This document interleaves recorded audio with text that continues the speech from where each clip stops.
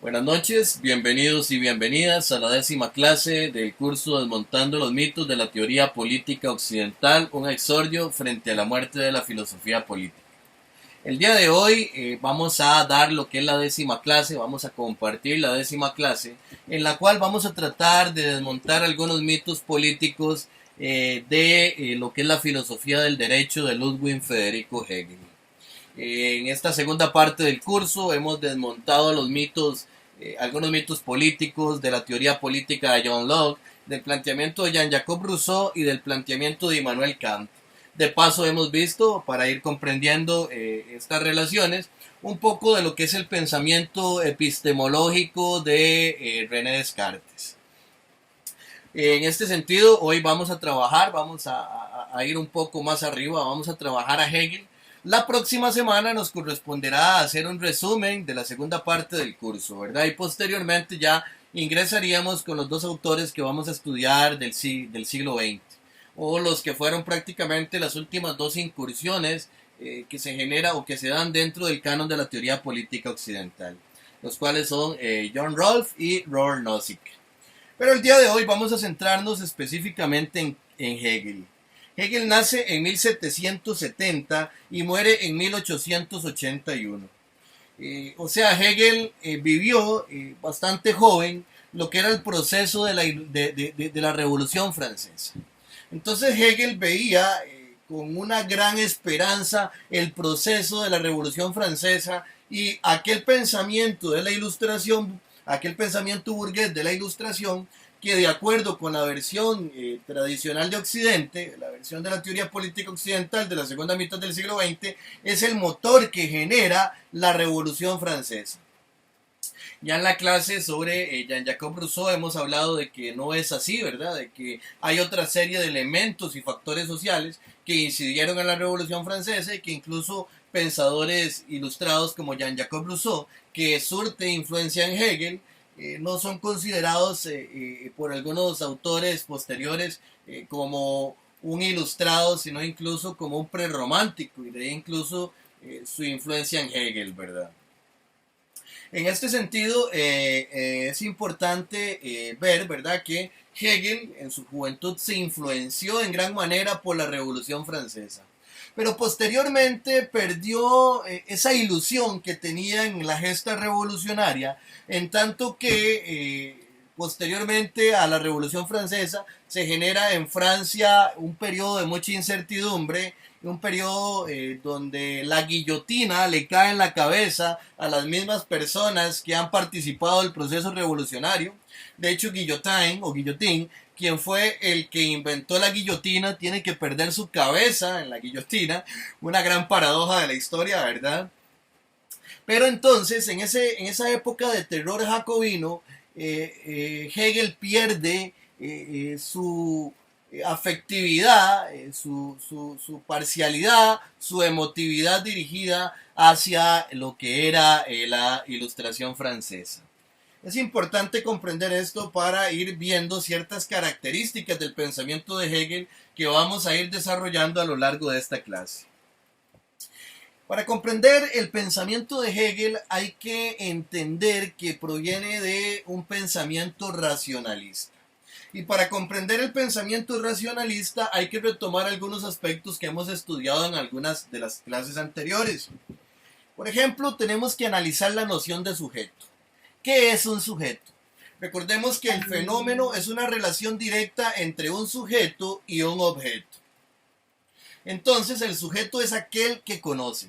O sea, yo soy el sujeto. Yo soy en tanto que conozco. Conozco el mundo. Lo puedo conocer a través de mis 5 sentidos, y si considero que el conocimiento parte de los 5 sentidos, entonces mi enfoque epistemológico es el empirismo. Pero si considero que el principio del conocimiento humano yace en la razón y que es a través de la razón que conozco, mi planteamiento epistemológico es racionalista. Entonces, en el curso hemos visto algunos sujetos racionalistas, o sea, algunos planteamientos racionalistas que parten de una noción de sujeto. Uno de estos sujetos es el sujeto cartesiano. Recordemos que el sujeto cartesiano o del planteamiento de René Descartes considera que es él el que justifica su propia existencia, a partir de una figura tautológica, o sea, un principio de identidad, un principio de A es igual a A. Esta figura de identidad será muy importante en el pensamiento de Hegel, o sea, cómo el sujeto se reconoce a sí mismo en tanto que sujeto existente. Este sujeto cartesiano que se reconoce en tanto que sujeto existente porque duda y no puede dudar de que está dudando, y si está dudando está pensando, se caracteriza porque no solamente justifica su existencia, sino que justifica la existencia de su Dios y justifica la existencia del mundo. Pero todo deriva de un principio racional, una verdad clara e indistinta, que es válida en todo tiempo y lugar de acuerdo con el pensamiento de Descartes. Y es que yo no puedo dudar de que estoy dudando. Una tautología. A es igual a A. El siguiente sujeto que es importante analizar es el sujeto de Jean-Jacques Rousseau. El sujeto de Rousseau es un sujeto que es bueno por naturaleza, pero que es débil en el estado de naturaleza, por lo que no puede autoconservarse. Igual cuando Rousseau nos está planteando esto, Rousseau no tiene la pretensión de que este argumento hubiera sido real o histórico, sino que nos lo está planteando como un argumento racional para justificar el surgimiento del Estado a través de un contrato social. Entonces, Rousseau se imagina o nos plantea la hipótesis racional de que existían seres que vivían aislados, que eran buenos por naturaleza, pero que no podían autoconservarse. Y como la autoconservación es una de las primeras leyes de la naturaleza, de acuerdo con esta visión del derecho natural, entonces tuvo que establecer un contrato social para generar una fuerza común, que es como una especie de sujeto común o sujeto colectivo que va a constituir el Estado o el gobierno civil. En ese sentido, de ahí Rousseau derivará que esa fuerza común va a tener un gobierno y que el gobierno tiene que gobernar de acuerdo con las reglas por las cuales fue estatuido esa fuerza común. Y debe gobernar para velar por el mantenimiento de esa fuerza común. De ahí que para muchos autores y autoras el pensamiento de Rousseau no sea un pensamiento liberal como se nos ha vendido en la segunda mitad o como se nos vendió en la segunda mitad del siglo XX, sino incluso un pensamiento totalitario, ¿verdad? Porque el Estado y el gobierno debe velar por conservar esa fuerza común y la propiedad privada que surge como resultado del contrato social. Entonces el sujeto de Rousseau es un sujeto que es individual, pero llega a ser colectivo. Llega a ser colectivo en un contrato social. Seguidamente tenemos que analizar otro sujeto que es individual, que es el sujeto trascendental de Immanuel Kant, el sujeto que estudiamos la semana pasada. Un sujeto que mediante un proceso que es una estética trascendental o un estudio que Kant realiza llamado estética trascendental, conoce el mundo porque posee antes de la experiencia en su ser el tiempo y el espacio. Y al poseer el tiempo y el espacio, cuando observa y percibe el mundo a través de los 5 sentidos, él le aporta algo al mundo, algo que es a priori, o sea, la forma. Es a través del tiempo y el espacio como principios a priori del conocimiento que las cosas están en la causalidad, que vemos que las cosas cambian y que hay una relación entre la causa y el efecto. Este sujeto cartesiano, este sujeto kantiano como tal, se caracterizará porque percibirá el mundo trascendentalmente, o sea, conocerá en el mundo la forma del fenómeno que él mismo le ha introducido al fenómeno. Pero después de la estética trascendental hay otra disciplina que se llama la lógica trascendental. Y en la lógica trascendental, la mente del sujeto trascendental está determinada a priori y ahistóricamente, o sea, con una serie de reglas lógicas que son válidas para todo tiempo y lugar. Muchas de estas reglas lógicas del sujeto cartesiano ya estaban en las categorías de Aristóteles. Pero estas categorías kantianas van a ser criticadas ampliamente por el pensamiento de Hegel. porque uno de los principios básicos, tanto de las categorías de Aristóteles como de la lógica trascendental de Kant, es el principio de no contradicción. Y Hegel partirá del principio opuesto, o sea, el principio de la contradicción y el principio de la historia. De ahí que precisamente Hegel nos habla de un sujeto de la historia, un sujeto que es universal. Cuando Hegel habla del sujeto, no habla de nosotros y nosotras en tanto que individuos, sino que se refiere a nosotros y a nosotras en tanto que el espíritu de la historia. O sea, el espíritu de nuestra época es el sujeto hegeliano. El individuo como tal es una mera contingencia, porque para Hegel lo material es lo más contingente y lo más alejado de lo racional. De ahí que entre algo sea más racional es más real. Y de ahí la famosa frase hegeliana en la que se puede resumir el sistema de Hegel. Todo lo racional es real y todo lo real es racional. O sea, entre las cosas sean más abstractas y racionales, son más reales, mientras que entre sean más concretas y específicas, son más contingentes, más ajenas a la verdadera realidad.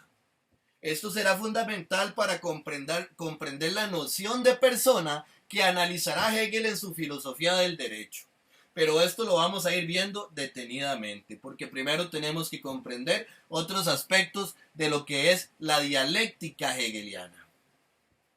En este sentido, cuando el sujeto es universal, es un sujeto de la historia. Pero este sujeto de la historia, tal y como es concebido por Hegel, tiende al totalitarismo.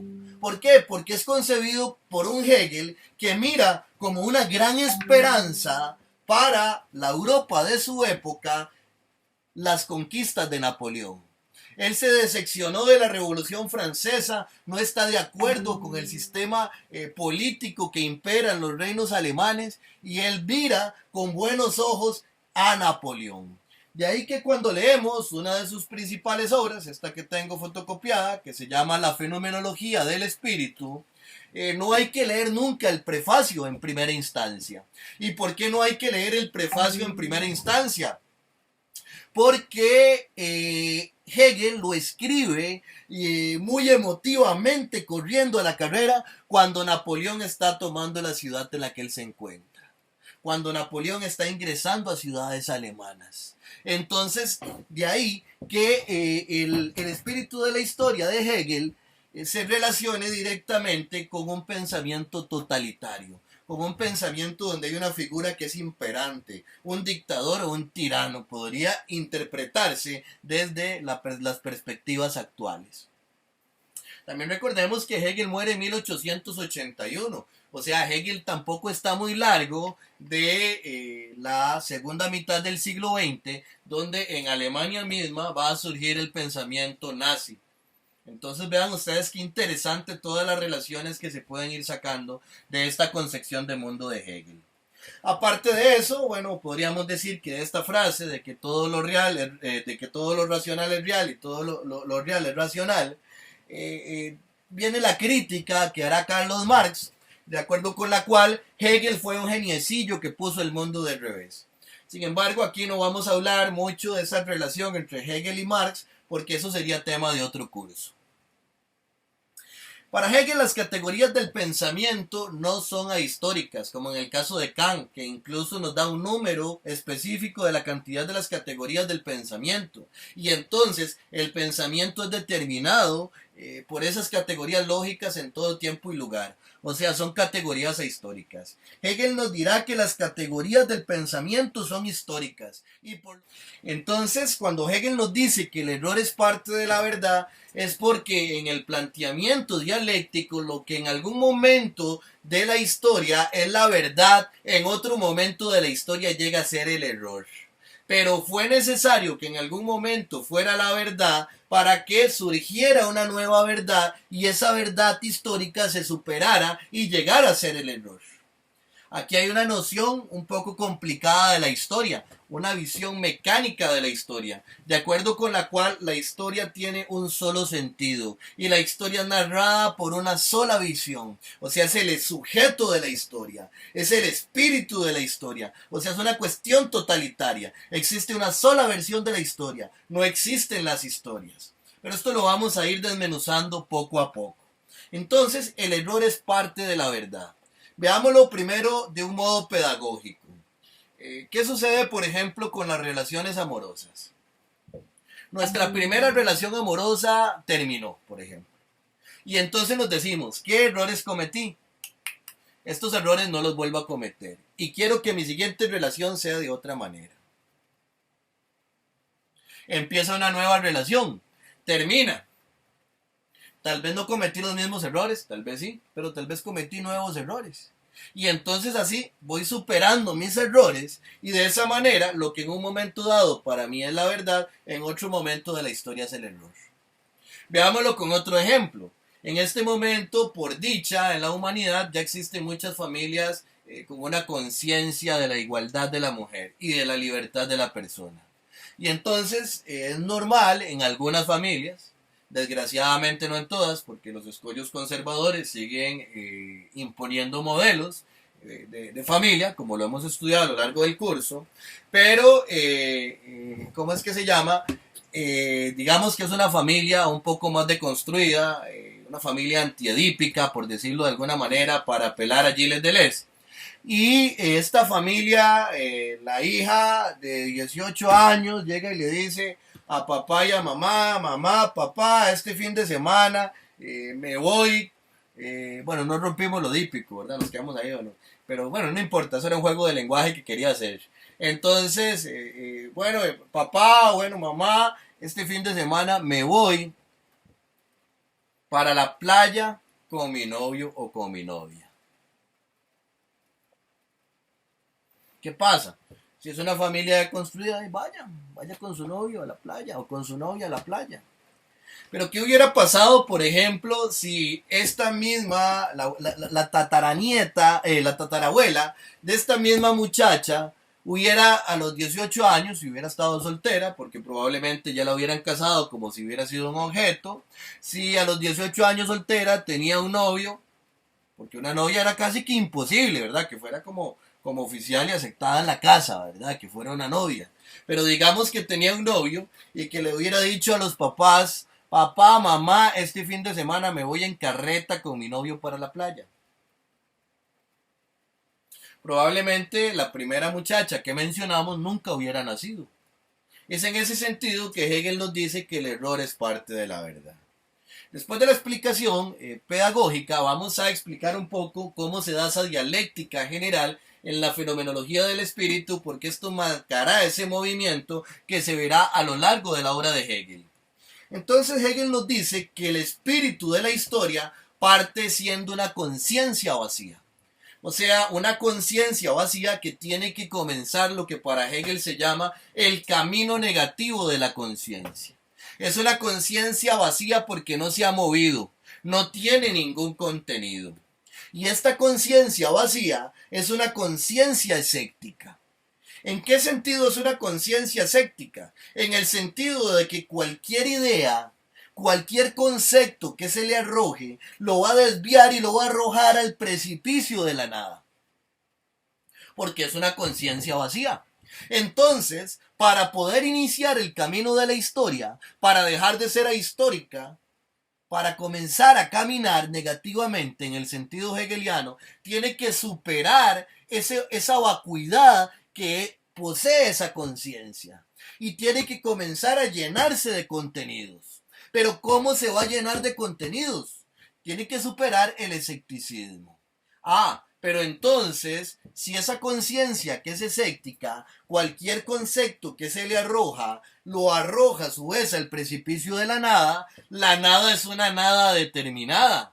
Y por lo tanto la nada es algo. Entonces ya hay un contenido, ya no es escéptica, ya tiene algo y puede comenzar a caminar. La siguiente figura o momento de la conciencia va a ser la conciencia ingenua. ¿Y qué es la conciencia ingenua? La conciencia ingenua es aquella que se relaciona con el aquí y el ahora. El sujeto de la historia que se ha encontrado con algo, que es sí mismo, que conoce algo, encuentra ese algo aquí. Por ejemplo, tengo el libro aquí y se encuentra con el ahora, lo tengo aquí y ahora. Pero ahora ya no es ahora. ¿Cómo supera la conciencia ingenua? La supera de la siguiente manera. Yo lo tengo aquí, entonces existe el aquí. Yo lo tengo ahora, entonces existe el ahora.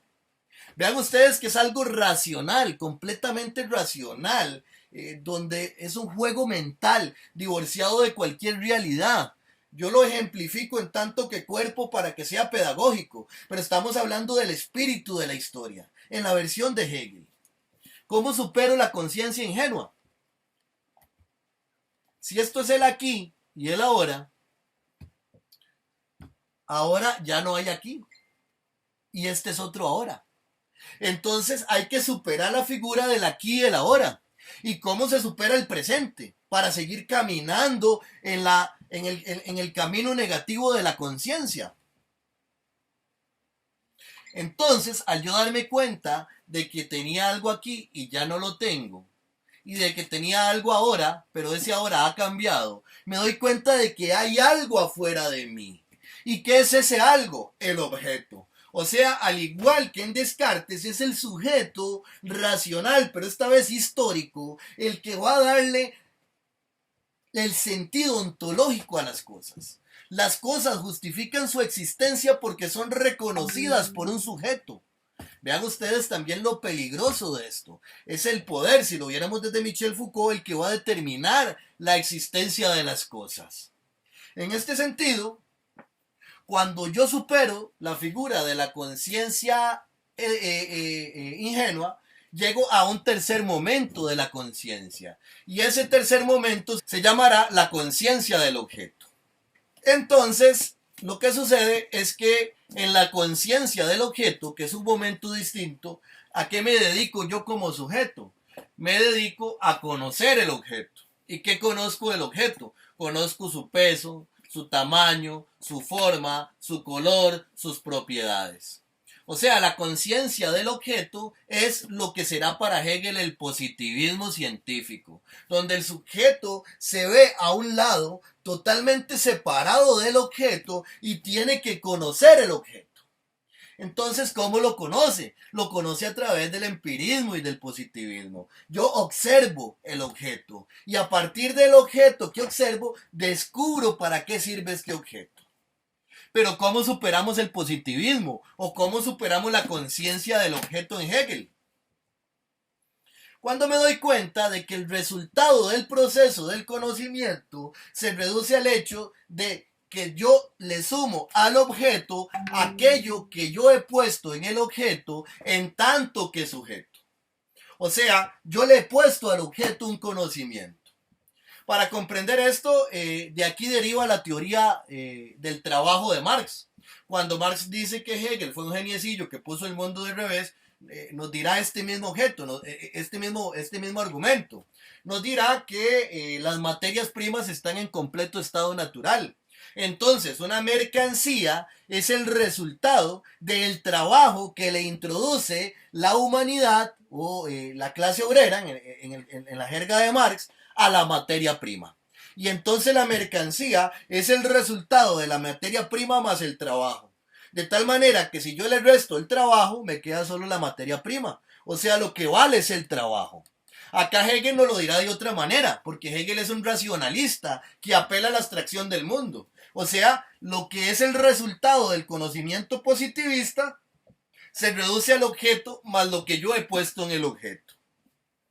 Entonces, acá superamos la figura de la conciencia del objeto y entramos en la conciencia de sí. ¿Por qué? Porque entonces nos olvidamos del objeto y nos centramos en lo que nosotros le hemos puesto al objeto. O sea, porque ahí yace el conocimiento.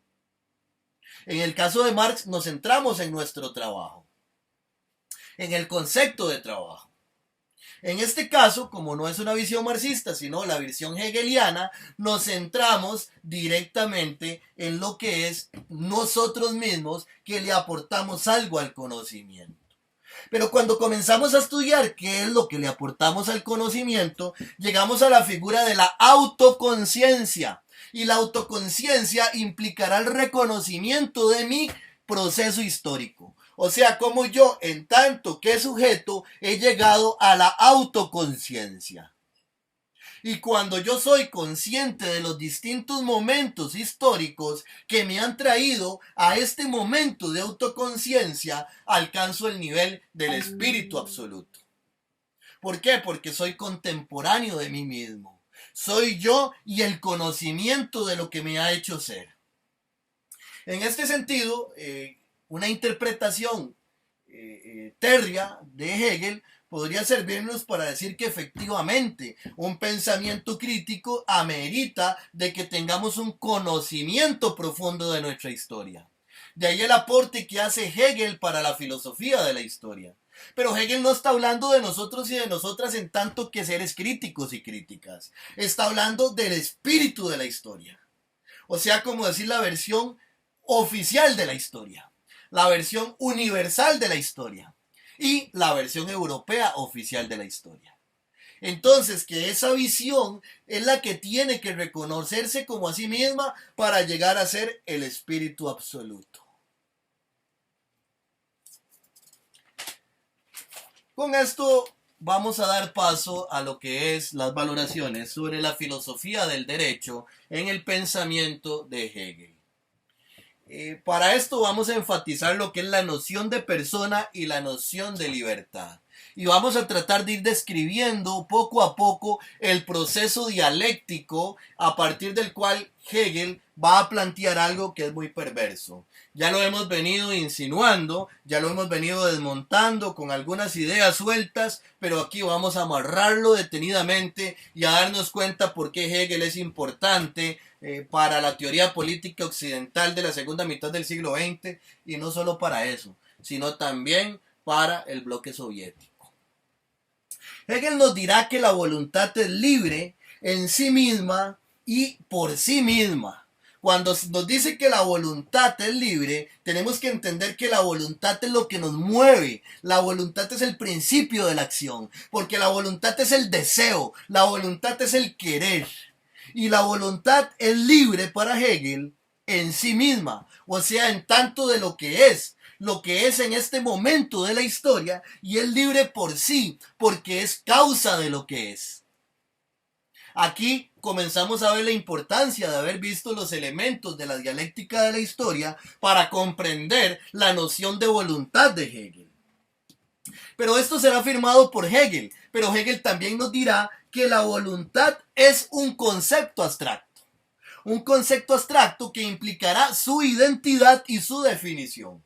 O sea, por un lado tenemos la voluntad, que es lo que somos y el resultado de nuestro proceso histórico material, y por otro lado el concepto de lo que somos, nuestra identidad. Aquí sale Descartes nuevamente. Entonces vemos que hay una parte que es abstracta y una parte que es concreta. Y de esto Hegel llegará a la conclusión de que la voluntad es en la determinación de su contigüidad. O sea, la contigüidad entre lo que es la voluntad y su concepto. Esto nos llevará a Hegel para decir que la voluntad es su efectividad negativa frente a la realidad. ¿En qué sentido es su efectividad negativa frente a la realidad? En el sentido del exterior, porque en el exterior la voluntad no puede hacer lo que quiere. Yo puedo desear, por ejemplo, meter mi mano por el computador y darle la mano a Fran, darle la mano a Juan, darle la mano a las otras personas que, bueno, algunas hoy me dijeron que no podían por situaciones personales, darle la mano a las demás personas. Pero no puedo hacerlo. Entonces, la voluntad en su efectividad, que lo efectivo es el efecto, el resultado, es negativa frente a la realidad. Porque no puede desarrollarse en plena libertad. Y la libertad es ausencia de obstáculo. Por lo tanto, la voluntad es negativa en su efectividad frente a la realidad. Pero nos dice Hegel, la voluntad se refiere solo abstractamente a sí, en su concepto, no en lo concreto. O sea, la voluntad tiene un límite hacia el exterior, pero no tiene un límite hacia el interior. Porque hacia el interior del espíritu se referirá a sí misma. Y así llega a la conclusión de que es en sí la voluntad individual de un sujeto la que es determinada a partir de esta relación. A partir de la relación de una parte exterior que posee un límite y una parte interior. Vean ustedes aquí cómo comienza a desarrollarse la noción de sujeto de la historia en Hegel, pero en este caso aplicada a la filosofía del derecho, y como es una filosofía del derecho, en algunos casos va a llegar incluso a las relaciones de seres particulares. Pero no porque sea ese el principio que quiere justificar, sino porque quiere justificar algo político. Pero en realidad eso es algo que parte del espíritu de la historia. Según el momento particular de la voluntad tiene un contenido de fines determinado. O sea, tenemos la voluntad concreta, deseamos algo, yo quiero explicar esto, yo deseo dar este tipo de procesos educativos, yo deseo dar un tipo de proceso de comunicación contrahegemónica, yo deseo dar un proyecto de educación popular. O sea, hay un deseo, hay una voluntad concreta, una voluntad que tiene fines determinados. Pero esta voluntad se nos manifestará como una individualidad que excluye. Porque en el momento en que yo ya tengo mis objetivos definidos, estoy excluyendo otra serie de posibilidades. O sea, tampoco soy libre en la exterioridad porque estoy excluyendo una serie de posibilidades. Y de aquí llegará Hegel a la conclusión que abro entre comillas.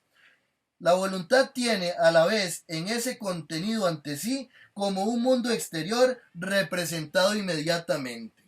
O sea, es el objeto, apropiarse del objeto, llevarlo hacia su interior, abstraer el objeto, el objetivo propio de la voluntad.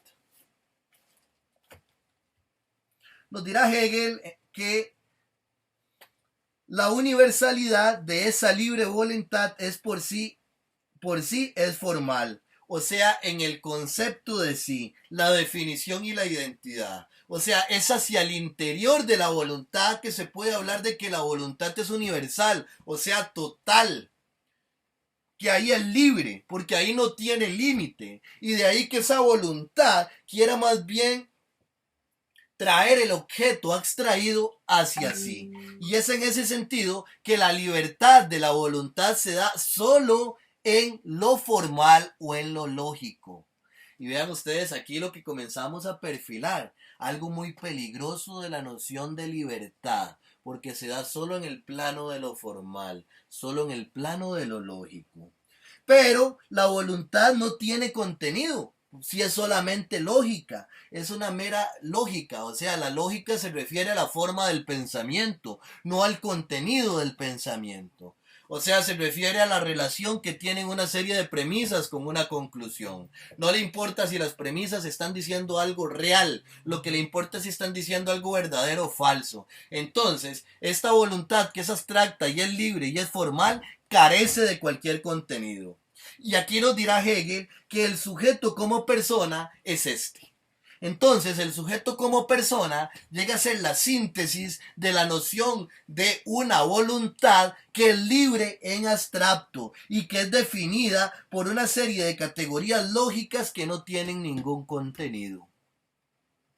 Y vean ustedes lo peligroso de esto que nos está diciendo Hegel.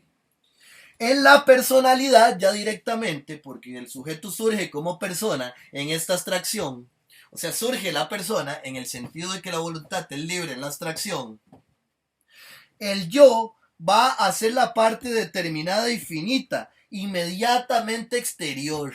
O sea, yo, el que estoy aquí, el material, el concreto. Pero cuando la expresión no es yo, sino yo soy, la parte verbal, la parte de la conjugación de primera persona singular, el soy, es una pura referencia a mí. Entonces esa referencia se refiere a lo interno y lo racional. Entonces el yo es lo material, el soy es la libertad, el ser es la libertad y es lo que se da hacia el interior, hacia la reflexión, hacia la racionalidad. Y esto implica que para Hegel, en la finitud, me reconozco infinito, universal y libre. O sea, que es de esta manera que yo, en tanto que cuerpo, en tanto que un yo determinado, me puedo reconocer como libre abstractamente. Y aquí hay que detenernos para comprender que hay una noción abstracta de la libertad. O sea, Hegel nos dice que la libertad es en el pensamiento y en la razón, no en el movimiento. O sea, no existe la libertad física, no existe la libertad material. Lo que existe es una libertad racional y una libertad racional que va a ser determinada abstractamente, de tal manera que esa determinación abstracta, lógica, histórica y racional va a determinar lo que es la libertad en la cual yo voy a ser libre dirigiéndome hacia esa racionalidad. Pero en la materialidad como tal no hay una libertad. O la libertad que hay es muy vaga, por alejada que está precisamente de los niveles más altos de la abstracción. Aquí nos dice Hegel que comienza la personalidad. Y donde comienza la personalidad, el sujeto tiene autoconciencia. Y tiene autoconciencia, una autoconciencia que es concreta y determinada. O sea, estoy consciente de que estoy aquí ahora conversando con ustedes, de que tengo un cuerpo, de que soy material, de que soy concreto. Pero al mismo tiempo, esa personalidad va a implicar un yo completamente abstracto.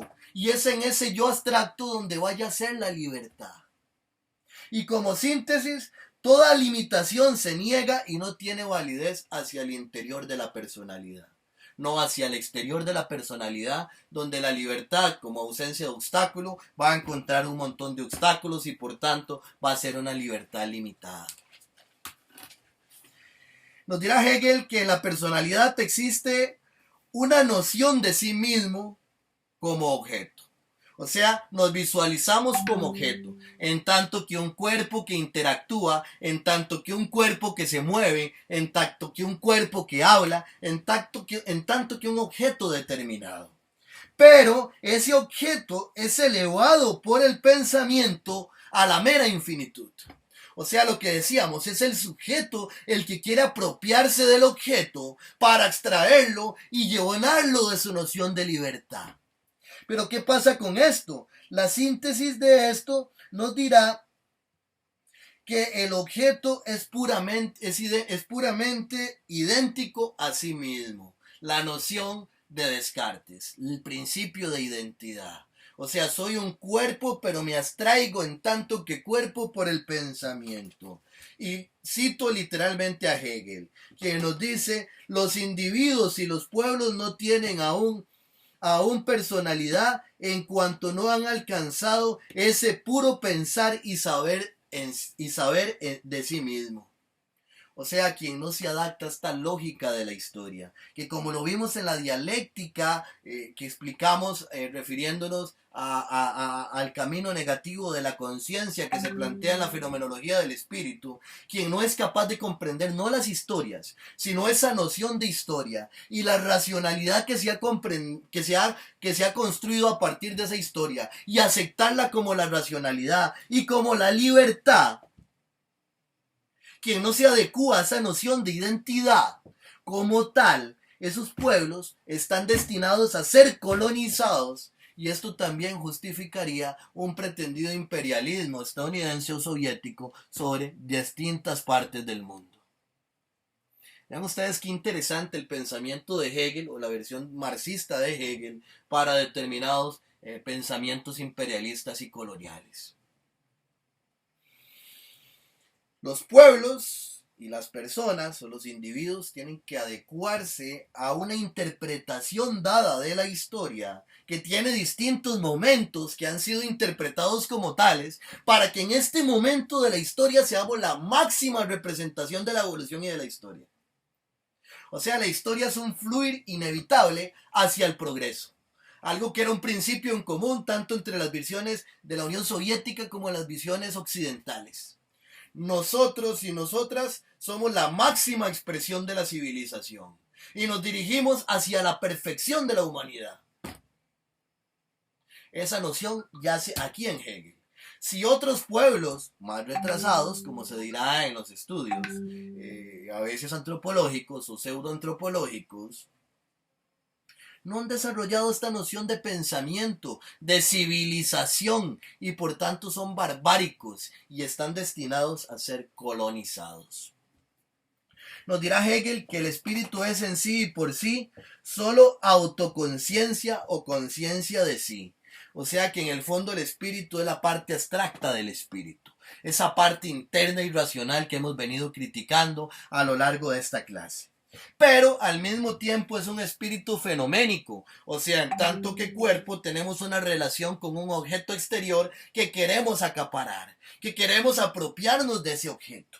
Y nos dice Hegel en conclusión que el espíritu tiene como objeto y fin a sí mismo, como yo abstracto, esto es libre y de esta manera persona. O sea que para ser persona yo tengo que ser libre y para ser libre tengo que adecuarme a ese yo abstracto que es el espíritu de la historia. O sea, no solamente los pueblos pueden ser colonizados, sino que desde aquí se puede justificar la esclavitud. Si yo no me adecuo a una identidad que me es impuesta históricamente, de acuerdo con la cual existe una noción de algo que se me dice que es mi libertad, y esa libertad es racional, yo en tanto que objeto no tengo libertad. Y estoy para que otro sujeto que quiere apropiarse del objeto se apropie de mí. Y si yo voy en contra de esa lógica, incluso puedo ser el enemigo. Y esto es fundamental en la segunda mitad del siglo XX en función de la teoría penal del enemigo, del código penal del enemigo. En la segunda mitad del siglo XX se dice que el enemigo no es persona, porque si no es persona no está sujeto a derechos, y si no está sujeto a derechos, se puede hacer lo que sea con el enemigo, no solamente en el estado de guerra, sino la tortura. Entonces, si ese que está frente a mí no es libre ni es persona, en tanto que no posee una noción de yo abstracto como el espíritu de la historia que yo poseo, puedo hacer lo que quiera con él en tanto que objeto. Y nos dirá Hegel que la personalidad es la capacidad jurídica. Entonces vean qué interesante, si ya le niego la personalidad a pueblos y a individuos, existe un sector del ser y de la humanidad que va a ser el único que tiene capacidad jurídica. O sea, el único que está sujeto a derecho. Pero nos dice que esto constituye el concepto y la base abstracta del derecho abstracto. O sea, es la personalidad de un grupo pequeño que se pasa los filtros o que pasa los filtros del espíritu de la historia para llegar a ser persona el que tiene capacidad jurídica. Y es esto lo que va a sustentar la base del derecho abstracto. Por lo tanto, y en conclusión, la norma jurídica se personifica y implica el respeto de las demás personas. O sea, yo tengo que respetar a las demás personas. Pero ¿qué es una persona? Alguien que tiene personalidad. Alguien que igual que yo se ha sometido sumisamente a una noción de abstracción del yo, de acuerdo con la cual tengo una identidad y soy libre racionalmente si sigo un discurso específico de la historia. Vean qué fundamental en la segunda mitad del siglo XX este argumento cuando se tratan de imponer nociones burdas de nacionalismo, de identidad nacional, adecuadas a los 5 principios de la democracia liberal que hemos estudiado a lo largo del curso. Hegel hablará de la particularidad de la voluntad en un momento dado de la voluntad, o sea, en un momento del camino negativo, ya no de la conciencia, sino de la voluntad. Y nos dirá que la voluntad existe como deseo, necesidad, impulso, voluntad, y que no está contenida en la personalidad abstracta. O sea, aquí comienza nuevamente a hacer esa disyuntiva entre esa voluntad concreta y esa voluntad abstracta. Y nos dirá que es distinto de la personalidad esa voluntad concreta, en tanto que que es distinta de la personalidad en la determinación misma de la voluntad. Porque la voluntad concreta es limitada, mientras que la voluntad abstracta es libre. Y de esto llegará a la conclusión de que el derecho formal, y abro comillas, no importa el interés particular ni de mi utilidad, de mi beneficio, ni de la causa especial. O sea, lo que importa es la concepción abstracta de mi libertad. No importa el hecho concreto, sino la noción abstracta de mi identidad.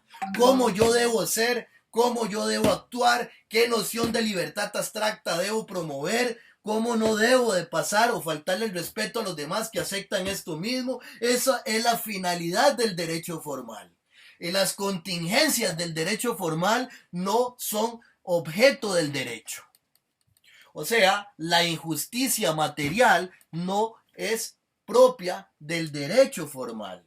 Y si lo vemos, hemos llegado a una noción de derecho que justifica el racionalismo hegeliano. O sea, interpreta la sintaxis de la redacción de un documento a la hora de emitir una sentencia, no la realidad del hecho.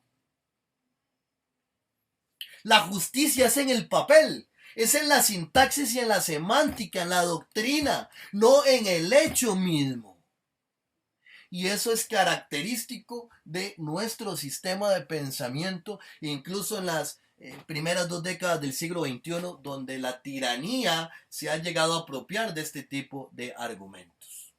Una ley procesal laboral en Costa Rica, una reforma a la ley procesal laboral, implica la disolución de sindicatos, implica que la gente no se puede ir a manifestar con el rostro tapado, implica que la gente tiene que pedir permiso, que si la huelga es ilegal, implica un montón de cosas, pero están en el papel.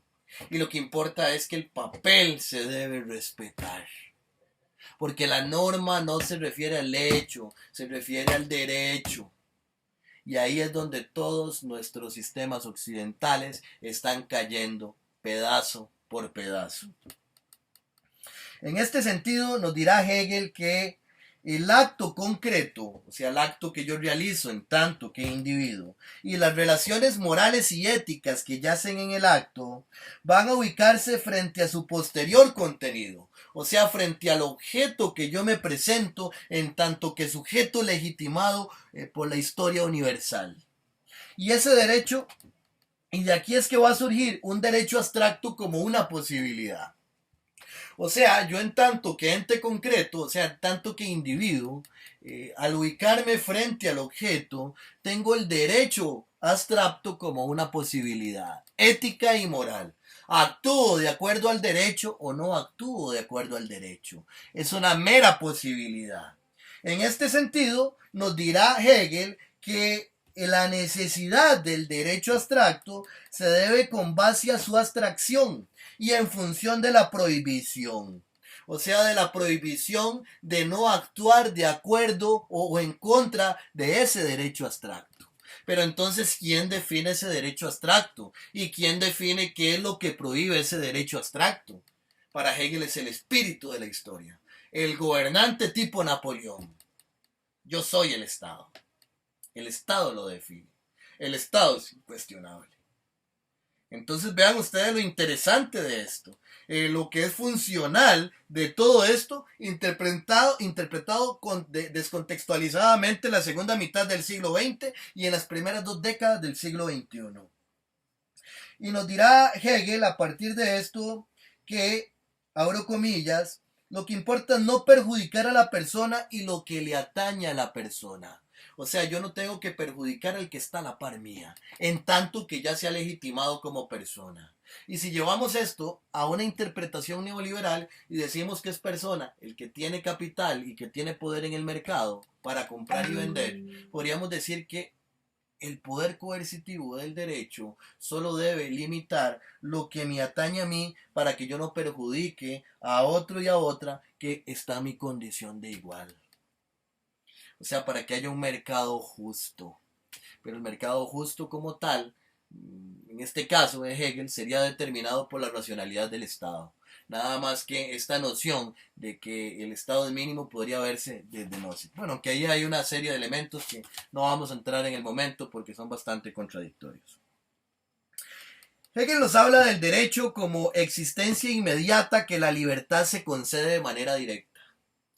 O sea, el derecho es la manifestación de la libertad abstracta. O sea, el derecho es la libertad.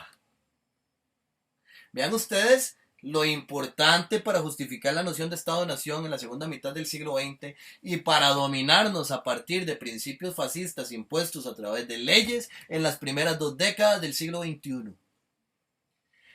El derecho es el resultado de la existencia inmediata que la libertad se concede de manera directa. O sea, el derecho no es el resultado de la injusticia, de la fuerza, es el derecho, es el resultado de la libertad que se ejerce a sí misma de manera directa. Nos dirá Hegel al hablar de la propiedad que la propiedad es la libertad de la voluntad abstracta de la persona singular. ¿Qué sucede con el proceso de la propiedad? La propiedad implica que el sujeto hegeliano como tal quiere apropiarse del objeto, porque el objeto es una limitación para sí mismo. O sea, si la libertad es ausencia de obstáculos y hay algo exterior que me limita, yo tengo que apropiarme de ese objeto para ser un sujeto universal. Vean ustedes a Napoleón, vean ustedes el lenguaje del imperialismo, cómo se puede nutrir a partir del pensamiento hegeliano. El objeto me estorba, le estorba mi libertad abstracta. Entonces yo tengo que llevarlo de la contingencia a la abstracción y hacerlo mío. ¿Cómo lo hago? Tengo que partir del derecho. Si ese objeto ya es una posesión de alguien, yo no puedo apropiarme de ese objeto en tanto que es una posesión de otra persona. Pero si ese objeto está sin posesión de otra persona, yo puedo hacer uso del objeto y adquirir posesión del objeto. Al adquirir una posesión del objeto, comienzo un proceso mediante el cual hago el objeto parte de mí y lo elimino como obstáculo de mi libertad. Es un proceso mediante el cual yo en la posesión de ese objeto lo relaciono con otros objetos que ya son de mi propiedad. O sea, que ya son parte de mi abstracción, que ya son parte de mi realidad. Y posteriormente le doy una funcionalidad a ese objeto dentro de mi esquema de racionalidad. Y es así como surge la propiedad. ¿Y el contrato cómo va a surgir? El contrato va a surgir porque cuando yo reconozco la propiedad, necesariamente tengo que reconocer la existencia de otro que es libre, igual que yo, porque se somete a todos los criterios que hemos denunciado en la primera parte de la clase. Y entonces el contrato lo que va a regular son las transferencias de la propiedad en tanto que se den en condiciones de igualdad y yo conserve mi derecho. Vean ustedes qué interesante donde nos conduce el pensamiento hegeliano. Nos conduce a que todo esto va a terminar en algo muy concreto, a pesar de que le huye a lo concreto. O sea, la justificación de las relaciones mercantiles como las relaciones de la libertad. El contrato surge para regular la relación comercial. La libertad surge para que yo pueda comerciar. Y la personalidad surge para que yo me adecue a un modelo histórico de comercio. Eso no es funcional, el pensamiento de Hegel descontextualizado de lo que realmente quiere decir en su propio contexto para los intereses de la teoría política occidental de la segunda mitad del siglo XX. Yo diría que sí. Y es aún más funcional para la justificación de la tiranía como la mejor forma de gobierno, proyecto de las élites occidentales en las primeras 2 décadas del siglo XXI. Yo también diría que sí. Bueno, vamos a dar por finalizada esta primera parte de la clase y voy a cederle la palabra a ustedes que muy amablemente han estado el día de hoy acá en el espacio.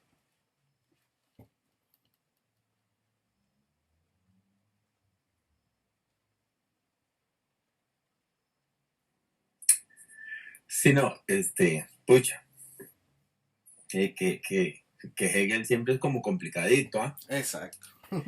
y se las trae, porque yo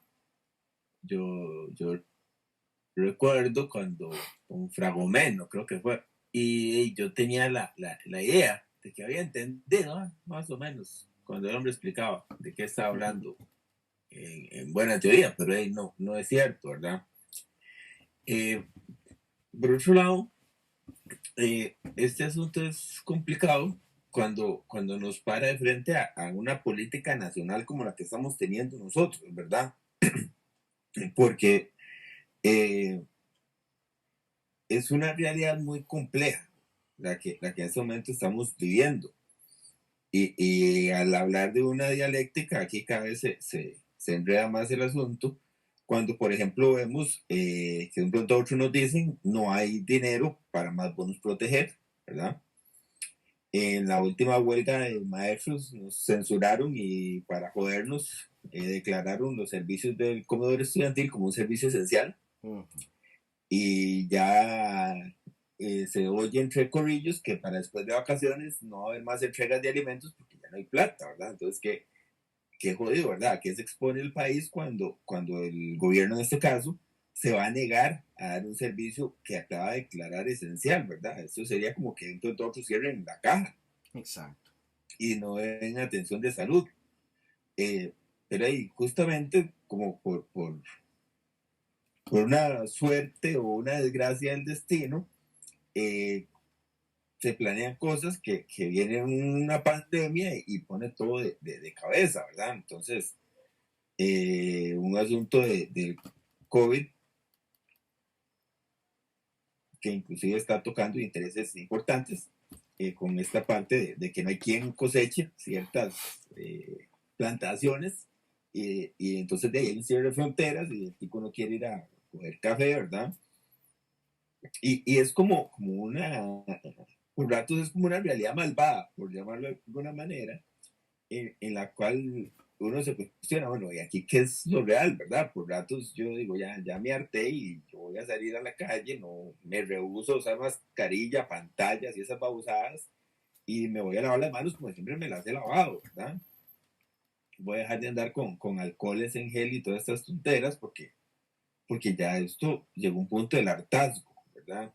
Porque es como que el Estado me vendió la idea de que si yo me quedaba en la casa, todo iba a ser lindo y maravilloso, ¿verdad? Y ya vamos a 3 meses y amenazándonos de un cuarto mes por un desorden que tienen de no sé dónde, no sé qué, ¿verdad? Entonces, o sea, qué difícil es poder interpretar la realidad que en este momento estamos teniendo, por ejemplo, a la luz de ideas tan curiosas como son las hegelianas, ¿verdad? Y eso que no te metiste ahí en el rollo del concepto religioso, ¿verdad? Y la Ujú. famosa, creo que era la divina piedad o algo así, o la bonita piedad, que es casi en los últimos capítulos que tiene la fenomenología, en el cual se mete mucho, ¿verdad? En el rollo religioso, que es, creo que está haciendo referencia un poco a la madre, ¿verdad? Ujú. Pero entonces, ¿cuál es el espíritu aquí de la historia, verdad? Porque si todo va hacia el progreso, pucha, ¿cuál es el progreso aquí, verdad? Porque de un pronto a otro nos estamos quedando sin la gallina de los huevos de oro, como llaman al turismo. Hay un interés marcadísimo, ¿verdad? Está viendo ahí creo que era Moni Figueres, que plantea el asunto de que no se puede hablar ni de búsqueda petrolera ni de minería a cielo abierto, porque terminaríamos matando esta parte turística, ¿verdad? Y por otro lado, un ensañamiento muy extraño, ¿verdad? De que ya, digamos que no sé, me extraña mucho de la Asamblea Legislativa que le dijera al presidente que ya no iban a tramitar proyectos donde hubieran más cobros de impuestos, porque fue este asunto de que, ok, le quitamos el 1% a la canasta básica, pero vamos a darle por la nuca a todos los que reciben este mal llamado salario escolar, ¿verdad? Que es donde yo digo, o sea, tanta información que hay y la gente no lee, porque hay gente que dice que por qué le dan esto a personas que no tienen chiquitos y que se lo gastan en otras cosas. Entonces yo digo, rayos, o sea, qué jodido es esto, o sea, la gente no está leyendo, ¿verdad? y hay de momento hay como una cortina de humo con ese asunto, el regreso a clases, donde todo el mundo está opuesto y todo esto, y no hay tal regreso a clases. O sea, eso es una ficción. En este momento lo que hay es una propuesta, hay varias propuestas que se están consultando para presentarle al ministro de Salud, a ver si el ministro de Salud dice que sí, ¿verdad? Pero al rato es toda una pantomima, porque a puertas el ministro de Salud les va a decir de no sean necios, que los chiquitos no van a volver todavía, ¿verdad? Y estaba viendo que el gobierno planteó la creación de otro impuesto, ¿verdad? De grabar otras cosas ahí, que ahorita no recuerdo qué era lo que estaban queriendo grabar, ¿verdad? Entonces, el asunto es este, ¿verdad? ¿Cuál progreso? ¿Cuál historia? Y ahora que vos ponías el ejemplo de la relación de noviazgo, a mí me hace gracia porque yo ya he hecho 2 intentos de vivir con una persona, ¿verdad? Y a los 7 años salgo corriendo. Y yo siempre he dicho, bueno, el problema no fue la primera persona ni la segunda, porque el denominador común en las 2 relaciones era yo. O sea, entonces yo fui el que cometió otra vez los mismos errores. Pero en Hegel eso no sería así, porque no sería el mismo, ¿verdad? ¿Ah? En Hegel no sería así porque usted no sería el mismo, sería histórico. Sí, más o menos, pero es un asunto como ingenuo, ¿verdad? Porque al final de cuentas, como que la historia no pasa, ¿verdad? Como que uno no aprende la historia, al final de cuentas, si no se somete a ciertos procesos, ¿verdad? De revisión, definitivamente, porque si no se sigue uno metiendo en los mismos rollos y en las mismas situaciones, si no se hace esa revisión, ¿verdad? Yo me imagino que Hegel en su ingenuidad se imaginaba el mundo maravilloso, ¿verdad? Como decía Sócrates, que una vida que no ha sido revisada no merece ser vivida. Entonces me imagino que él se imaginaba sujetos autoevaluándose y revisándose, pucha, qué errores cometí aquí para no volver a cometerlos, ¿verdad? Cosa que no pasa. Entonces, ¿cómo es de particular pensar, ¿verdad? Que vamos hacia un progreso y en estos días he estado viendo mucho, no recuerdo ahorita el nombre de la página, pero es RFU, es algo creo que es la revista filosófica de Uruguay, una cosa así me parece, donde han estado publicando mucho acerca del genocidio que hubo en el Congo, ¿verdad? Cómo estos sujetos mataron millones de personas, ¿verdad? Y mutilaban personas y gente que es libre en su estado natural por ser bárbaros, ¿verdad? Y los agarraban y los volvían esclavos y les quitaban todas sus riquezas. Entonces, aquí la pregunta es, ¿qué encuentra uno hoy en día que ya no tenga un dueño, ¿verdad? Porque una vez ahí en un plan vacilón hablábamos que ahora hasta las piedras le venden a uno, ¿verdad? Cuando empezaron a vender aquellas famosas baldosas o cosas para poner en las paredes, y es cierto, o sea, ahora todo te lo venden. Hasta las piedras que nadie creó son un motivo de consumo. Pero sin embargo está ese asunto en el Estado y ese asunto en estas empresas, de que voy a tratar de explicarme, de que le quieren encontrar los medios legales para quitarle lo que la persona medio tiene, ¿verdad? O para limitar que esa persona llegue a tener cosas, ¿verdad? O en el caso de viéndolo de Marx, quitándole su fuerza de trabajo, o sea, casi que volviéndolos un poco esclavos, porque al final de cuentas hay personas que lo único que tienen es su fuerza de trabajo y se los quitan por salarios mezquinos. Entonces, es mucho la frustración, ¿verdad?, que genera este tipo de reflexiones, porque uno se pregunta, bueno, ¿y hasta dónde van, verdad? ¿Y hasta qué punto ya sabemos que el COVID es un asunto también que se aprovechó políticamente, porque no salgas a protestar, porque te vas a enfermar, te morís, ¿verdad? Entonces vamos a hacer todas las chanchadas que podemos hacer y quitar todos los derechos posibles a estos sujetos, ¿verdad? Para que una vez que ven el COVID ya no tengan opción de nada. Así que yo revisando un poco aquí esto, ¿verdad? Me imagino y creo que en algún lado aparece la historia, ¿verdad? Que Hegel, que muere un poco después de Napoleón, queda un poco desencantado, ¿verdad? De lo que hizo este sujeto, que en un principio parecía como muy bueno, ¿verdad? Es un poco lo mismo que lo que pasa con Beethoven, ¿verdad? Que compuso la heroica, creo que se llama, dedicada a Beethoven, y después ya el hombre ya como que le quitó los méritos y ya no quería dedicársela a Napoleón, ¿verdad? Porque en un principio, como todo el mundo, ¿verdad? Cuando llegan ofreciendo todo lo bueno, pero una vez que se tiene el poder, se va corrompiendo el sujeto. Y ahí es donde yo digo, bueno, eso nos pasa regularmente en la historia de la humanidad. Entonces, ¿cómo encajamos ahí en Hegel, verdad? Si de una u otra manera siempre vamos haciendo el espacio para terminar siendo gobernados por un sistema de gobierno casi que tiránico, que lejos de proteger al pueblo, cada vez lo va explotando más, ¿verdad? No sé si di muchas vueltas o expliqué un poco ahí el asunto de la frustración, ¿verdad?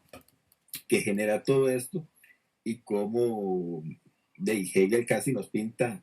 Yo por ratos, cuando leía la fenomenología, yo decía, esta es como una novela romántica, ¿verdad? Todo es hermoso. Pero ahí a la hora de tocar con la realidad, no empatan algunas cosas, definitivamente. Y como ya lo hemos visto, pues cada uno agarra lo que le conviene y cuenta su historia. Entonces de Hegel lo han deformado mucho también, ¿verdad? Yo creo, para poder adaptarlo a hoy en día. Por ahí anda un poco la disertación que tuve mientras te estaba escuchando. Sí, de hecho hay hegelianos de derecha, hegelianos de izquierda, hegelianos que se dicen que no son ni de derecha ni de izquierda. Hay muchas interpretaciones de Hegel. Al respecto de lo que dices, muy atinadamente, podríamos decir que Hegel es contradictorio. Hay dos cosas que me interesaría ver de Hegel en función de las primeras 2 décadas del siglo XX. Una la identificó Marx y la otra la repitió. ¿Qué identificó Marx? Que Hegel hace un aporte muy importante y es la noción de historia. O sea, tenemos que ser contemporáneos de nosotros y de nosotras mismas. ¿Por qué? Porque si no somos conocedores de nuestra historia y conocedoras de nuestra historia, estamos destinados y destinadas a repetir los mismos errores.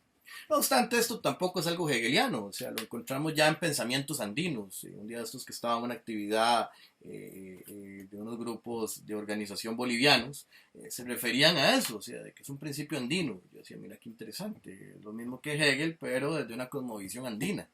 O sea, tampoco es algo que se amerite de tanta pomposidad como Hegel, ¿verdad? Que como lo decía Sábato, ¿verdad? Era como una catedral del pensamiento, para llegar a decir algo tan simple, o sea, que tenemos que conocer nuestra historia, porque si no, vamos a repetirla. Y por eso tenemos que ser contemporáneos y contemporáneas de nosotros mismos y de nosotros mismos. En este sentido, Marx atinó muy bien al pensamiento de Hegel y le dio un papel muy importante a la historia. ¿Qué es lo que pasa con esto? Que si la historia la olvidamos, la repetimos. Entonces, en la década de 1990, ¿qué pasó en Costa Rica? Como lo ha estudiado Ivania, que hoy no pudo estar con nosotros y nosotros en la clase por otras situaciones personales, pero ¿qué es lo que pasa en la década de los 90? Ella, bueno, Ivania, porque es la que está coordinando la sección de memoria histórica del diario Más Allá de la Cortina. ¿Y qué es lo que pasa? Ella lo ha venido estudiando en el diario. Les invito a ver la sección de memoria histórica. En la década de los 90 existía CODESA. CODESA era un aglomerado de instituciones mediante las cuales el Estado social de derecho que se había generado en Costa Rica era tan fuerte que hasta tenía influencia en el sector productivo. La producción de aluminio, la producción de fertilizantes, la producción de azúcar.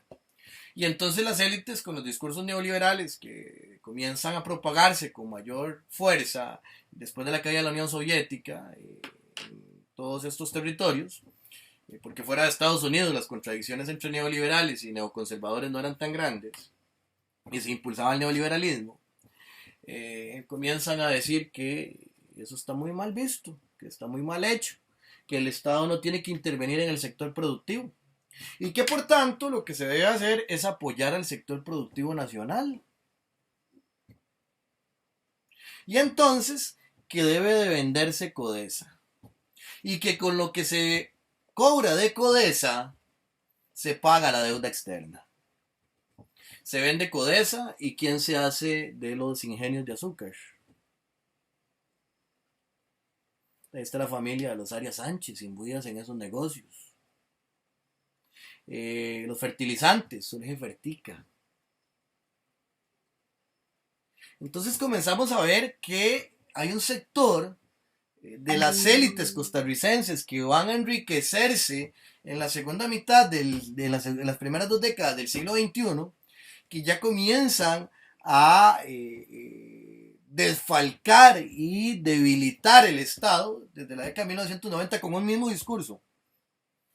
O sea que privatizando vamos a salir de pobres, que hay que privatizar porque el Estado no es solvente, que hay que privatizar para pagar la deuda. Y es lo mismo que se nos dice ahora. Pero lo hemos olvidado. Ya la gente no se acuerda de Codesa. Ya la gente no se acuerda de que eran empresas del Estado. Incluso se les ha enseñado a ver que no, porque son malos, huele como a socialismo. Entonces, si conociéramos los distintos movimientos de la historia, sería distinto. Sin embargo, no lo es, si lo viéramos hegelianamente, porque la versión de la historia sería la versión del poder, no esta versión que estamos diciendo. O sea, es importante que nos apropiemos del conocimiento de la historia por hacer memoria histórica reivindicativa, no historia hegeliana, porque la historia hegeliana sería la del espíritu de la historia. Y si la privatización llega porque el neoliberalismo se impone, es la máxima expresión del espíritu y es la nueva figura. Y el Estado social de derecho antes era la verdad, que ahora es el error. Hasta qué interesante las interpretaciones que se pueden hacer desde las extremas derechas, los sectores más conservadores del pensamiento de Hegel. Y eso mismo también es un error en el que recae Marx y en el que recae la Unión Soviética. O sea, es una interpretación única de la historia. O sea, la historia es centroeuropea y como la interpretan Marx y Engels.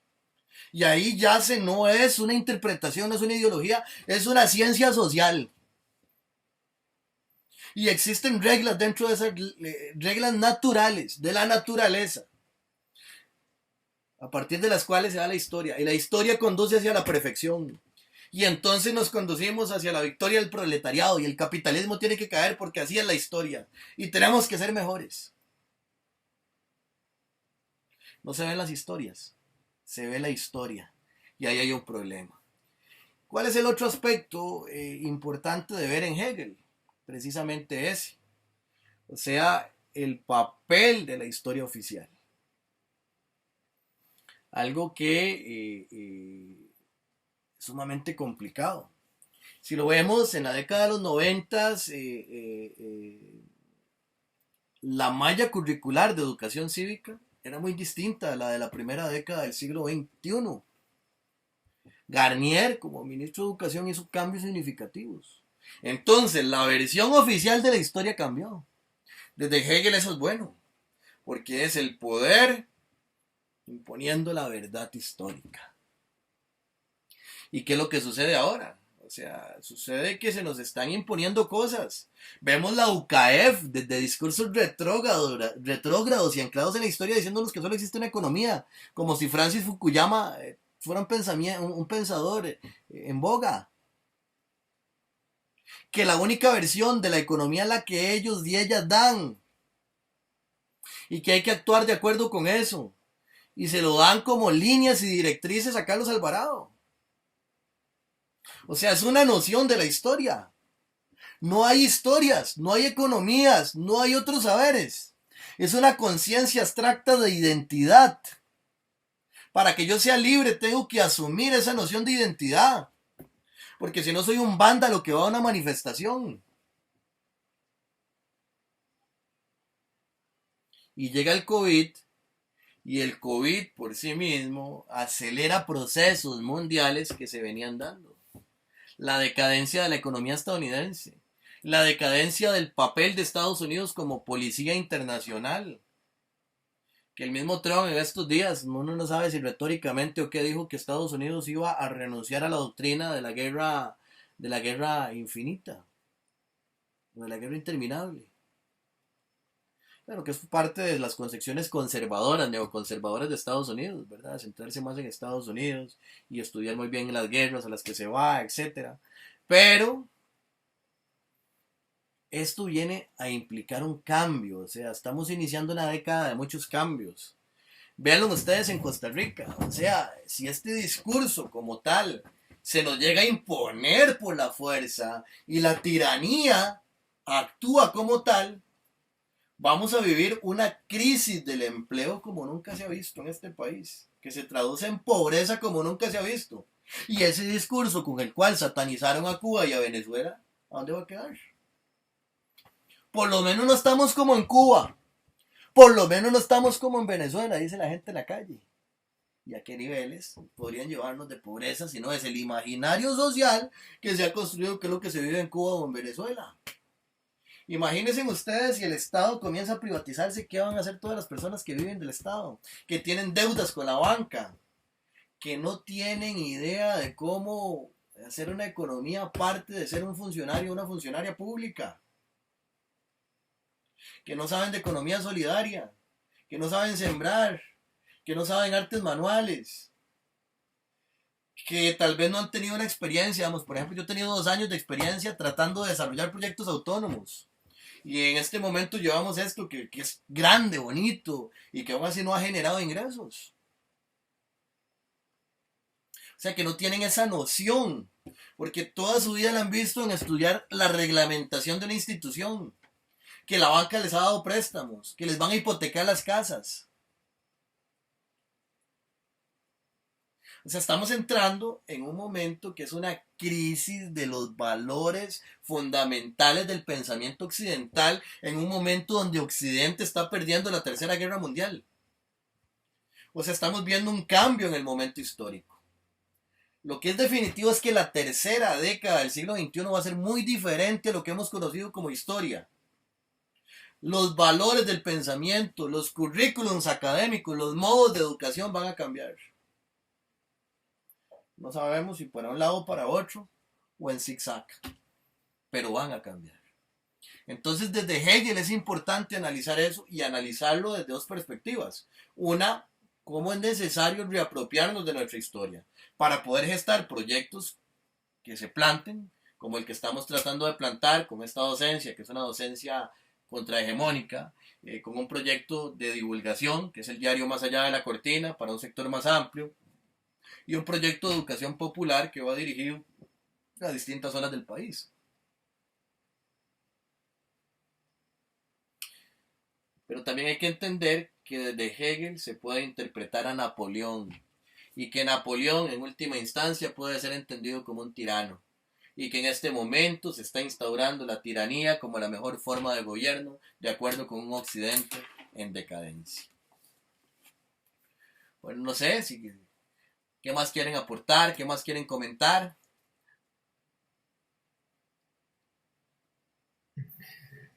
Gracias, Esteban. Y no, un poco tratando de, de dar algo de sentido desde lo que pude captar.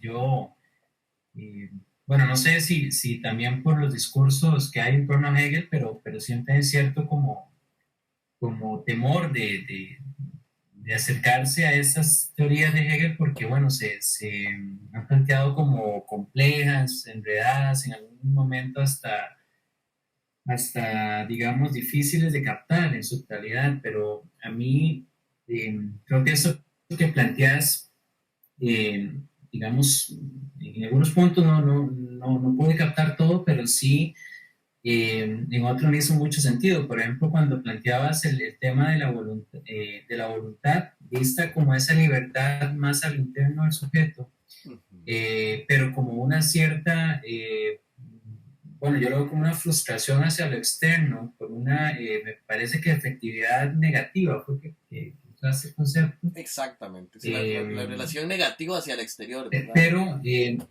¿cómo? Sí, sí, esa relación negativa hacia el exterior, de que la voluntad puede ser libre hacia el interior, pero no hacia el exterior porque tiene obstáculos, ¿verdad?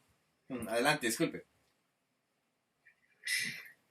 Exacto, entonces, en ese particular, a mí me hacía mucho sentido porque eh, analizando algunas, digamos, partes donde al inicio en psicología social me, me, me interpelaban mucho, por ejemplo, ciertos pueblos que han pasado por procesos de mucho, digamos, de mucho flagelo sostenido, de mucha opresión sistémica, quizás más visible. Por ejemplo, en el contexto de El Salvador, durante tantos años, alrededor de 10 años, de una guerra muy cruda y en algún momento, en ese contexto, analizando esa situación, veíamos un concepto que se llama indefensión aprendida, que me parece parte de un autor, Seligman, en unos estudios experimentales,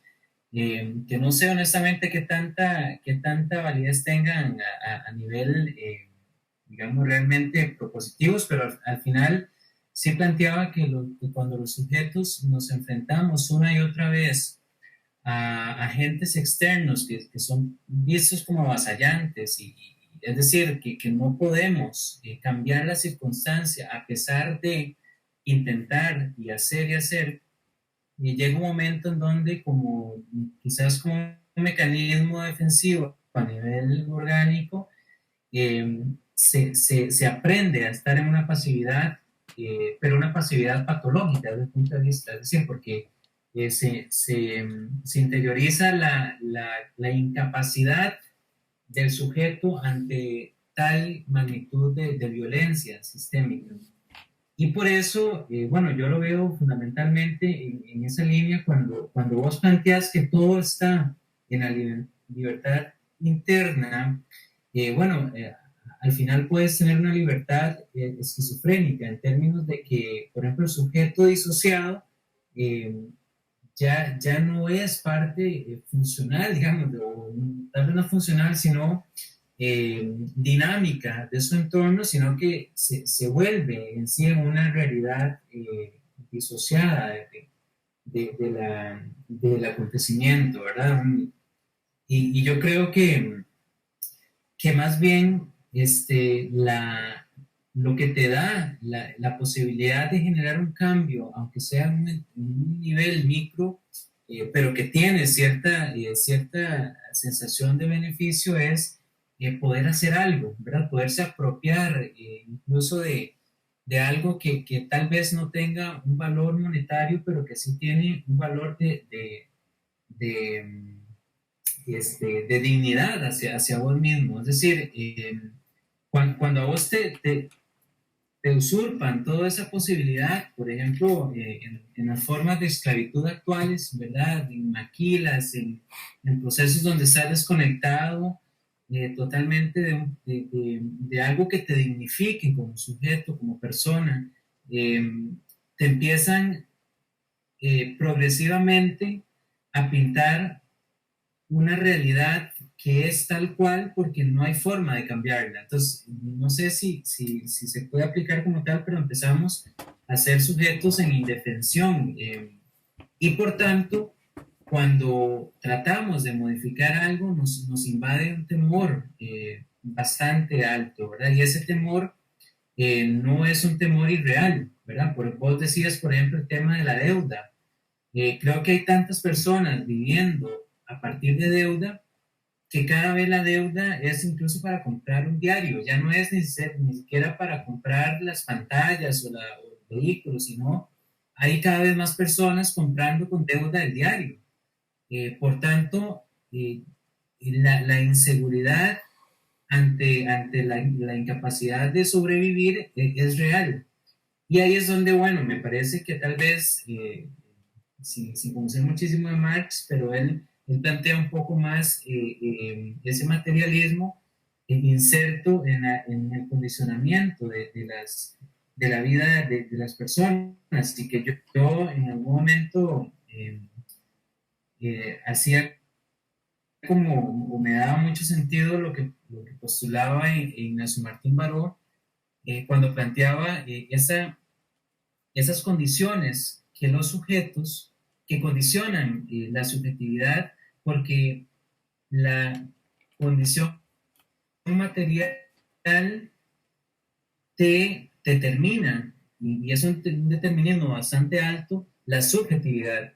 Y eso, yo decía, bueno, es cierto, realmente, a pesar de que, por ejemplo, en el caso mío, tuve oportunidad de estudiar y empezar al menos a tener cierto acceso, como vos decías, a un salario, después a tener cierto horario, al menos como para sentarme a reflexionar un poco en algunos casos, porque cuando iniciaba tenía una jornada, digamos, me acuerdo, trabajaba en una litografía de 7 a 7, y además duraba 3, 4 horas de camino a casa, y entonces yo decía, yo no tenía tiempo para pensar, yo dormía en el bus, Claro. terminaba de dormir en la casa y luego regresaba. Entonces, a mí lo que me suena es que en la actualidad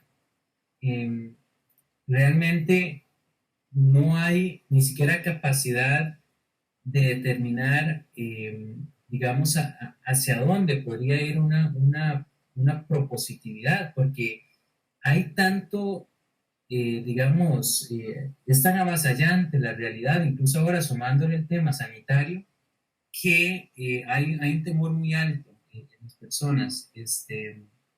Y yo a veces considero que en ese devenir histórico como sujetos, eh, lo más, por lo menos a nivel personal, lo que más he ido descubriendo es que la posibilidad de no dejarte, digamos, avasallar por el sistema es empezar a volverte más sencillo, ¿verdad? Por ejemplo, cuando ya yo no dependo de usar una camisa de marca, le resto cierto poder a la Calvin Klein, digamos, sobre mi subjetividad, aunque sé que hacia afuera, es decir, las demás personas van a permearse por si yo ando con una camisa arrugada, no sé, que me dieron en una carrera hace mucho, en lugar de andar con una camisa de marca.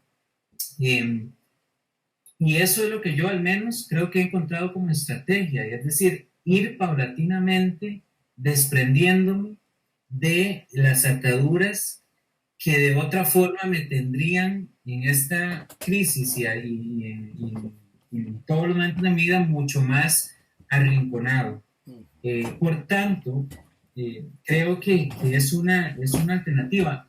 Tal vez lo que me ha costado un poco, y tal vez vos ahí, digamos, tenés quizás más experiencias ahí, es si la organización, o si siempre el paso debería ir a la organización, porque también en algunos momentos veo, por ejemplo, opciones que se han puesto ahí en línea de las personas que no quieren estar dentro de ese sistema consumista, por ejemplo, la permacultura o esa línea un poco de pensamiento, pero siempre un poco encuentro ese tema, ¿verdad?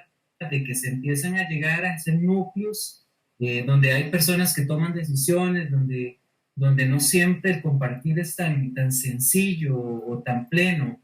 Entonces, no sé si al final terminaría uno más bien en una especie también de individualidad, que a veces es lo que yo no quisiera. Por ejemplo, no sé, digamos, ahorrar y llegar a comprarme una parcela o una manzana y vivir ahí mi sueño de permacultura. O sea, a mí me cuesta verme solo ahí. Quisiera poder verme en formas más colectivas, más armónicas, pero no sé si también esa es una opción que tiende hacia lo que ya estos autores han ido definiendo, y que algunas posiciones de poder la vuelvan a malinterpretar, no sé. Pero creo que al final de cuentas lo que sí al menos me parece un punto alto, es tener tiempo para reflexionarlo, porque, y ahí tal vez es el tema de la historia. Cada vez que vuelvo a reflexionarlo, le encuentro algo de sentido distinto. Exacto. Por ahí sería mi reflexión. Es muy interesante, ¿verdad? Nos arroja como tres marcos conceptuales muy importantes, ¿verdad? Uno es el de la relación amo-esclavo, el otro es el de la emancipación y el otro es el de la cuestión existencial al respecto de esta relación. Entonces voy a tratar de referirme a los tres momentos. En el esquema hegeliano muy interesante, digamos, por ejemplo, eso que nos mencionabas por ejemplo, en Salvador y en otros lugares donde las condiciones de violencia son extremas y multilaterales y que tienen aristas muy complejas. Digamos, Hegel, digamos, viéndolo desde Hegel, hay una figura que se da, que es la figura del amo y el esclavo. De acuerdo con la cual, digamos, por ejemplo, como lo vimos en la filosofía del derecho hoy, el objeto exterior es un obstáculo, le incomoda al sujeto. ¿Por qué le incomoda al sujeto? Porque el objeto es un obstáculo para su libertad, es un límite para su libertad. Entonces el sujeto trata de apoderarse del objeto, de apropiarse del objeto, porque al apropiarse no implica solamente su apropiación material, sino que más bien es una apropiación conceptual que hará que ese objeto deje de ser un obstáculo para su libertad. Entonces, ¿qué pasa si lo relacionamos con la primera parte de la exposición, esta teoría de la propiedad? Implica que para yo tener personalidad, yo tengo que tener una voluntad abstracta que esté determinada por una determinada noción de identidad que va acorde con una interpretación de la historia. Si yo, en tanto que pueblo o en tanto que individuo, no he alcanzado esa reflexividad que es considerada la reflexividad para determinar mi identidad como la historia universal que se me impone desde afuera, entonces yo no tengo personalidad. Y si no tengo personalidad, no tengo libertad, porque la libertad se da hacia la parte abstracta de la voluntad. Y de esa parte abstracta de la voluntad es que surgirá la personalidad en el sujeto. Entonces puedo ser sujeto sin voluntad, sujeto sin libertad, en tanto que no tengo esa reflexividad. Y al no ser esa reflexividad, entonces soy una cosa, un objeto. Y si soy un objeto, soy un obstáculo para esa otra subjetividad o para ese sujeto que quiere estar en libertad. Y entonces ese otro sujeto que quiere estar en libertad se tratará de apoderar de mí e imponerme su lógica para que yo no sea un obstáculo para su libertad. Esto nos ayuda a comprender parte de la lógica tal y desde el pensamiento hegeliano de cómo se podría interpretar estos esquemas de dominación. Esquemas de dominación que pueden ir desde, si lo interpretáramos de Michel Foucault, desde una microfísica hasta una macrofísica del poder. O sea, desde el dominio que se hace en un micromachismo, donde el hombre marido ve a la mujer como una cosa sometida y que es una cosa que le pertenece y que no puede obstaculizar su libertad, hasta un discurso religioso que atraviesa toda una sociedad. En este sentido, podemos ver que una estructura estatal puede considerar como una cosa a un pueblo y someterlo a su voluntad, para que no sea un obstáculo para su libertad. De igual manera, una mara puede hacer eso. Entonces, esta relación del amo y el esclavo que está presente en Hegel la podemos visualizar así.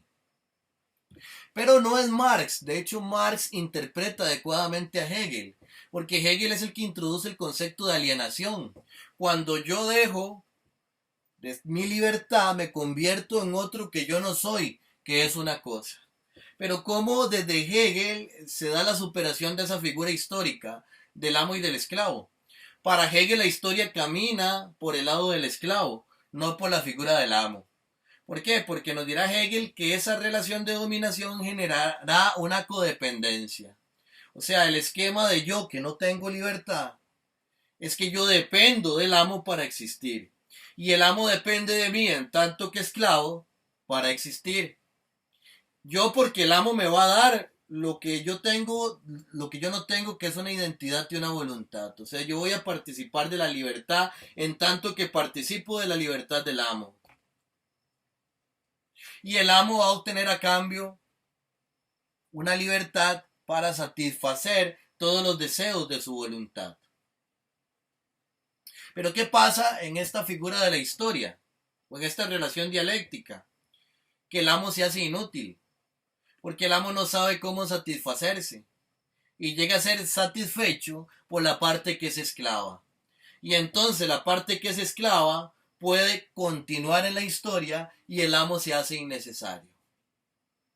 Esta es la figura de la dialéctica que empleará Marx para plantear la lucha de clases. Y nos dirá que la clase proletariada es como la figura del esclavo y que mediante un proceso revolucionario puede deshacerse de la clase burguesa porque la clase burguesa se ha hecho innecesaria, inútil en la historia. El burgués, en el proceso de la revolución burguesa, en planteamientos de Marx, por ejemplo, era un ente revolucionario. ¿Por qué? Porque la monarquía se había hecho inútil. Lo que hacía la monarquía era comer y comer y comer. Y entonces la burguesía producía y producía. Entonces la historia hace que haya una revolución y que la burguesía llegue al poder y que desaparezca la monarquía y la economía agraria feudal.